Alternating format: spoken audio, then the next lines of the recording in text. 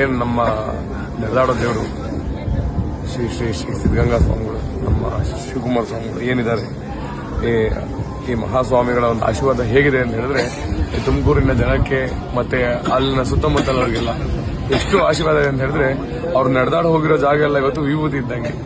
ತುಮಕೂರಿನ ಒಂದು ಧೂಳನ್ನು ತೆಗೆದು ಹಣೆಗೆ ಇಟ್ಕೊಂಡ್ರು ಅವನು ಅಲ್ಲಿಗೆ ಒಂದು ಆಶೀರ್ವಾದ ಆದಂಗೆ.